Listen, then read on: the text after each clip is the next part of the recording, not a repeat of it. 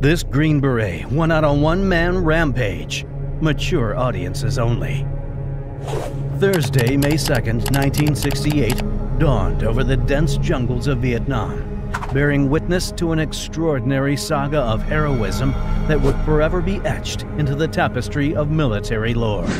It was on this fateful day that Roy Benavides, a Special Forces operator, embarked on an audacious solo mission to rescue his comrades who found themselves pinned down and encircled by the enemy.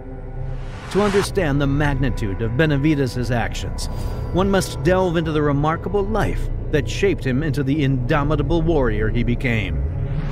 Born in 1935, Roy Benavides faced adversity from an early age, losing both of his parents and enduring relentless bullying due to his Hispanic Indian heritage.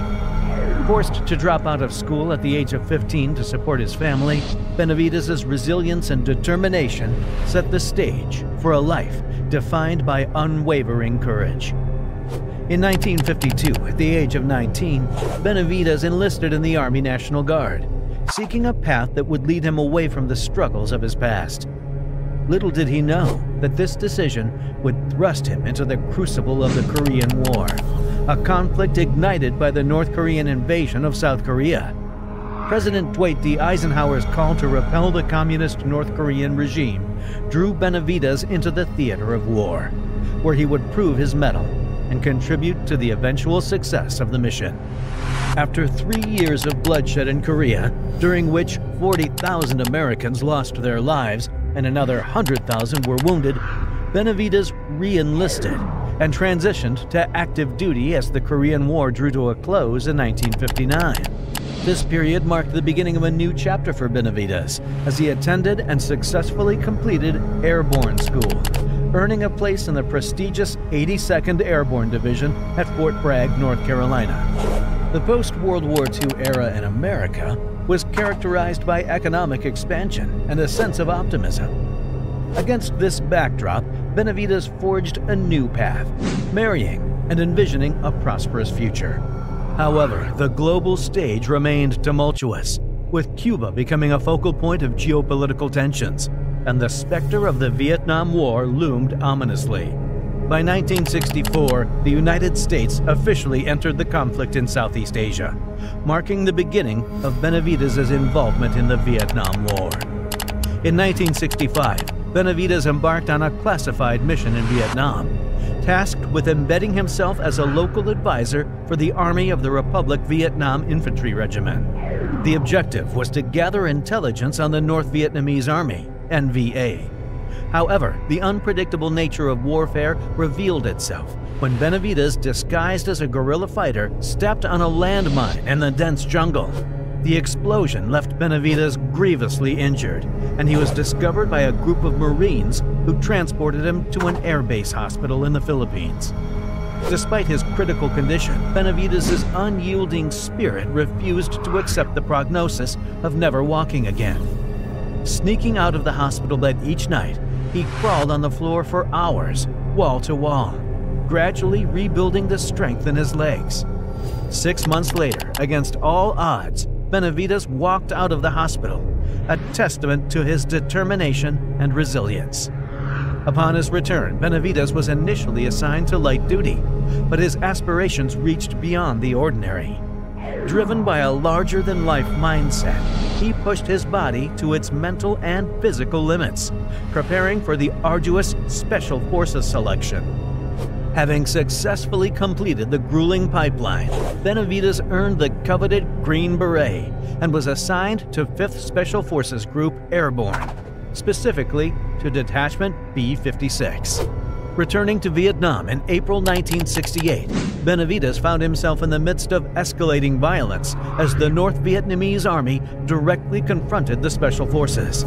The month of May would test Benavides' courage and resilience in ways unimaginable.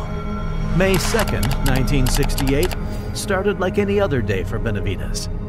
Attending church at the base, he overheard radio transmissions from Sergeant First Class Leroy Wright, a close friend, who was leading a 12-man Special Forces team on a recon mission. The team found themselves in a dire situation, pinned down by over 1,000 NVA soldiers fighting for their lives. The initial attempts at extraction proved futile. 3 helicopters returned from the extraction zone, their fuselages riddled with bullets, making it impossible to land and rescue the beleaguered team.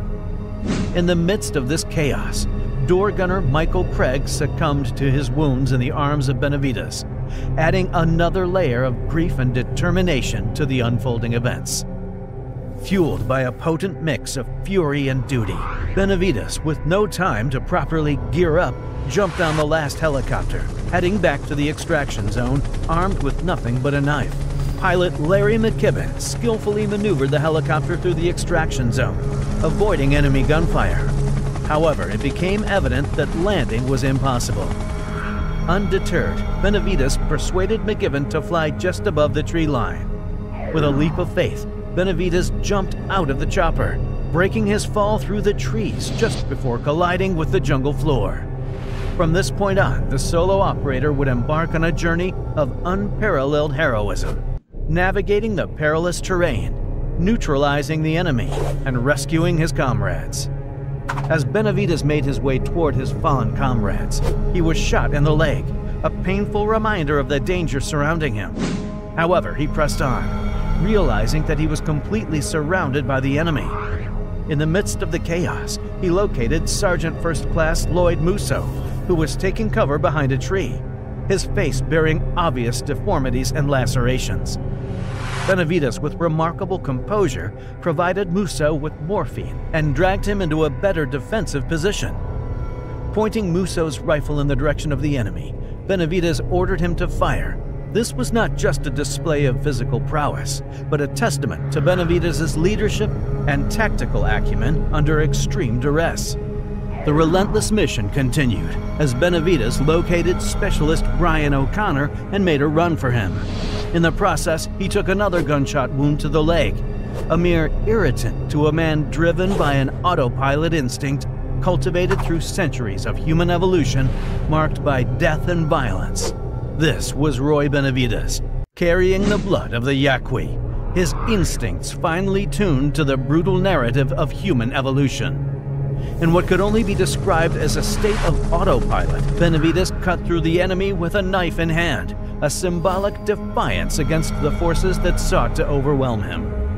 The extraction zone became a battleground, and Benavides fought his way through, signaling the rescue chopper as he laid cover fire with a picked-up AK-47. The courage displayed by Benavides knew no bounds. He located his close friend, Sergeant First Class Leroy Wright, who lay unresponsive between the chaos. Rushing right to the chopper, Benavides was shot in the stomach and struck by shrapnel from a nearby grenade. The chopper extracting the wounded crashed upon impact, claiming the lives of pilot Larry McKibben and the door gunner. In the midst of this tragic turn of events, Benavides remained undeterred. Extracting the men from the wreckage, he administered another round of morphine, showcasing not just physical prowess, but a deep understanding of medical aid under duress. In a last-ditch effort, he called in a danger-close airstrike, unleashing the fury of F-100s with napalm to fend off the encroaching enemy. Amidst the chaos, another rescue helicopter arrived, and Benavides, with a resilience that defied belief, carried the wounded on board. In a shocking twist, he also piled in 3 dead NVA soldiers, a testament to his strategic thinking and the relentless pursuit of valuable intelligence. The blood in his eyes had dried, shutting them closed. He couldn't speak due to a broken jaw, and his body was in hypovolemic shock. By the time they returned to base, Benavides was placed in a body bag, a poignant testament to the toll the mission had taken on his body. However, fate had other plans. A friend and teammate approached, identifying Benavides as his close friend. Tango Mike, thanks much in military jargon, he employed the doctors to save him. The doctors conferred, seemingly convinced that there was nothing more that could be done for this living embodiment of courage and tenacity. However, just when it seemed that the curtain was about to fall on this remarkable tale, Roy Benavides summoned a reserve of strength that defied the very essence of human limits. In an act of defiance that echoed through the sterile walls of the medical facility, he summoned the strength to spit in the face of the doctors. This symbolic gesture, laced with the determination that had fueled his entire life, marked a turning point in the narrative.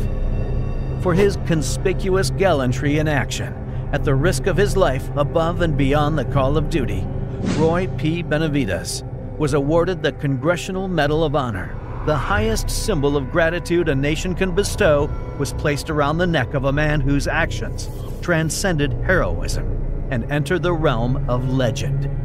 Roy Benavides' heroic saga is etched in history as a testament to resilience and sacrifice. His indomitable spirit inspires us to overcome challenges. What lessons do you draw from this story? Share below.